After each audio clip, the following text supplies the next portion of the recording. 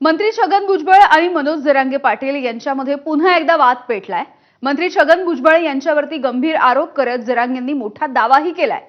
मंत्री छगन भुजबळ आणि विजय वडेट्टीवार यांची एक गुप्त अशी बैठक झाली।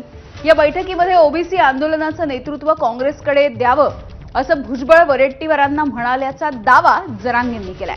अजित पवारांनी मला इथे गुंतवून ठेवलंय, त्यामुळे नेतृत्व काँग्रेसकडे घ्यावं असं भुजबळ वडेट्टीवार यांना म्हणाले असं जरांगे म्हणतात। दरम्यान जरांगेंच्या आरोपांवरून भुजबळांनी आता टीका केली। जरांगे मराठा समाजाचे लीडर नाहीत असं भुजबळ म्हणाले।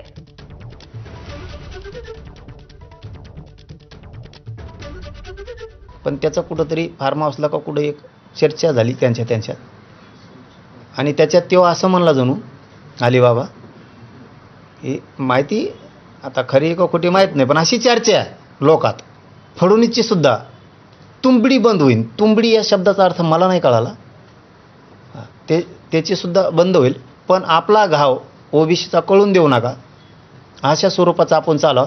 मी मुंडेला सुद्धा याच्यात उठवलंय असं त्यांच्या तिथं काहीतरी खाजगी चर्चा झाली आणि ही लोकात चर्चा आहे।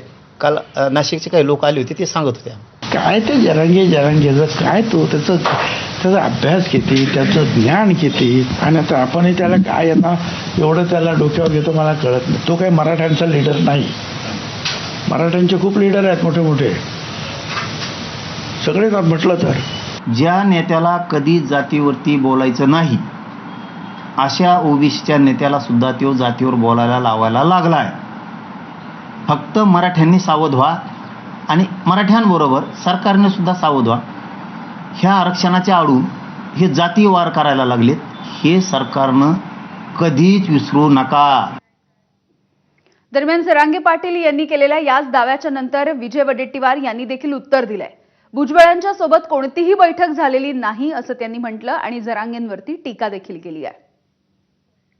काय बडबड बडबड बडबड बडबड जी चालली आहे म्हणजे अंगात आल्यासारखी, आणि ज्या पद्धतीचं माझी कुठल्याही भुजबळांच्या बरोबर गुप्त बैठक झालेली नाही, कधीच झालेली नाही। काय आहे जरांगेंची एकूणच जे समर्थन मिळालं मराठ्यांचं, त्याला असं वाटतंय की मी देव झालो।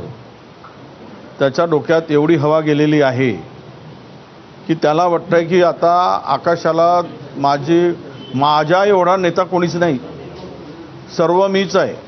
का मराठा तरुणांच्या हातात बाम द्यायचे आहेत आणि जा ओबीसी नेत्यावर फेका, त्यांना मारून टाका, संपवून टाका असं म्हणायचं आहे काय? ही कुठली चितावणी आली? हे जे चाललं आहे हे अत्यंत चुकीचं चाललं आहे।